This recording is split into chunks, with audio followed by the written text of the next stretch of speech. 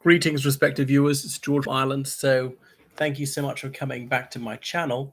Um, anyway, in this video, I'm going to be considering whether or not President Vladimir Vladimirovich Putin will seek a record fifth term as president of the Russian Federation. Remember, he became acting president on New Year's Day 2000 when the incumbent Boris Yeltsin unexpectedly resigned a few months before his term was due to expire. So Putin was prime minister at the time and became acting president, combining both offices in himself. I remember we're teaching a course in Russia about the Third Reich and saying how terrible it was that Adolf Hitler was chancellor, also became president at the same time, when separation of powers, those ought to be held by two different people in order to prevent someone being overmighty. But obviously, I didn't make the parallels explicit, but Putin was too puissant at the time, really. And he was l'éminence grise until he'd been appointed prime minister in August 1999, been director of the FSB for a year before that. But here we are now. So if this war had been concluded swiftly with a decisive victory, as he thought it was going to be, by the end of March 2022, he might well have felt that he could retire from the presidency in 2024. He could invent some sort of retirement job for himself. One of the ideas was to fully unite Belarus and Russia, and there'd be a president of Belarus, a president of Russia, and then Putin as overall some sort of head of state of this new union state.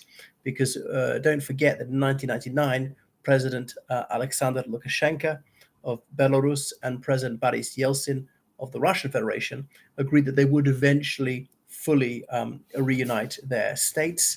And here we are 24 years on, and it still hasn't happened. They're maybe only halfway there. And this war has maybe made it even less likely, less attractive to unite with Russia, and possibly failing Russia. So Putin examples you can look to as a Kazakhstan and his friend Nursultan Nazarbayev, the 83-year-old quantum dictator of their largest country in Central Asia. Remember when he stepped down from the presidency prematurely in March 2019 because of health problems. He could scarcely stumble across the hall when he was handing on the baton, metaphorically and almost literally, to his handpicked successor, Kassym-Jomart Tokayev. So Tokayev became president. He was chairman of the Senate. And in most constitutions of former Soviet states, if the head of state steps aside or is incapacitated, dies en poste, then the chairman of the Senate automatically succeeds until such time as a substantive president can be elected. And Tokayev called an early election and was elected in his own right.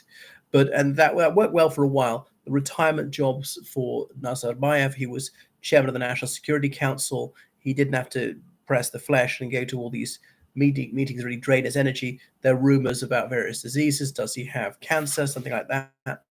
But he could really be the power behind the throne. He was also leader of the nation, an office held for life, El-Basha, which has been stripped from him since, and his relatives have been demoted and purged. So have his acolytes.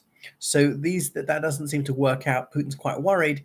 Even if he chooses someone who's known for this canine loyalty, this person could turn on against him, as happened after January 2022 in Kazakhstan, when Kassym-Jomart Tokayev, he began demoting, or in some cases incarcerating, Nazarbayev's retainers, although of course he'd been a Nazarbayev bag carrier for over 20 years himself.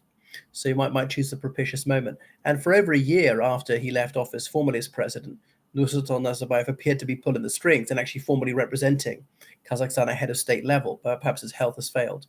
So Putin, he thinks that's maybe an unsafe model to go for.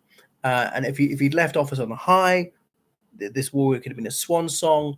It'd be the moment of triumph. Remember, he thought this would be simply a prolonged victory parade from the Belarusian border to Kiev's Maidan Square. Well, it ain't going to happen. This is more problematic.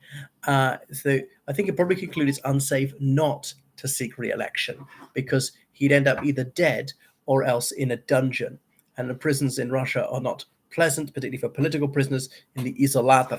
And you can be in a cell which is the size of an average bathroom, sometimes not enough room to adequately lie down, or maybe two men in a very small cell, and there's a hole in the wall for their lavatory there.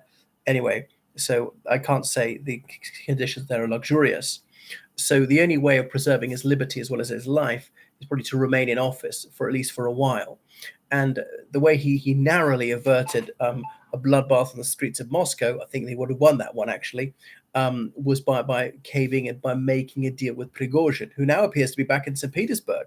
I'm not sure it's true. That's what Lukashenko said. And if he is back in St. Petersburg, his hometown, Putin's hometown, why is he free? He's still a threat. St. Petersburg is even closer to Moscow than Voronezh is. I mean, by train, he can get there in 4 hours. By plane, he can get there in under an hour. But anyway, maybe he's without his troops. Obviously, Lukashenko might be lying. He's a real Pinocchio. So Putin, one way to underscore the fact that he's really firmly in charge, I've got the reins, would be to announce now that he will be standing for re-election March 2024, another 6-year term. Remember, the Russian constitution initially allowed someone 2 terms of 8 years each, and Yeltsin abided by that. And then Putin was served as prime minister for 4 years. That interregnum, Dmitry Medvedev, he became president. Another chap from St. Petersburg, 10 years younger than him, and also significantly shorter than Putin, which is saying a lot. So then Putin came back as president. One of my Russian sources said there was a slight risk that Medvedev wouldn't play along with the gentleman's agreement, saying, no, I'm staying as president. I'm going to seek another term.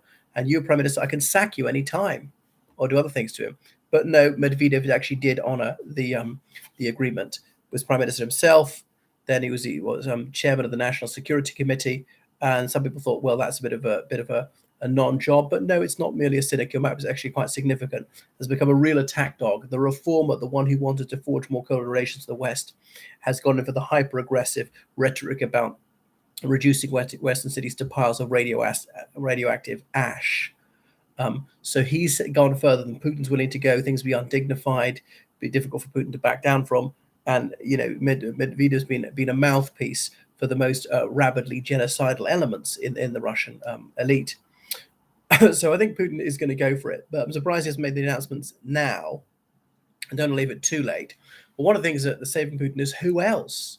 He's ensured there's no one has got a similar statue or maybe quite the visibility and the rather second-raters in these top cabinet positions, these mediocrities, precisely they can't be challenged or some often lacking in affability. So that's why this is polycratic regime, and that's why he surrounds himself with dimwits. These sort of people are unlikely to be able to outfox him. So he's going to have to make the decision quite soon, and it will really rock the boat if he's announced he's standing down. Who then? A real power struggle. You think he might choose a non-entity who think will just be a placeholder, and he can control things from behind the curtain. But that can turn out badly, as the Kazakhs example shows him. There are other presidents, like in Kyrgyzstan, former presidents who wound up in prison. Or look at Georgia, Mikhail Saakashvili, former nemesis. So it's dangerous. And then where are you going to go if you get out of the country? There are not a lot of safe places for him to go. Even a pro-Russian country might hand him over, bound and trust, for a life sentence already at the firing squad. And significantly, Zelensky's got to seek re-election next year as well. So Putin can do another 6-year term and another 6-year term after that. Right. Thank you so much for watching my channel. Toodle pip.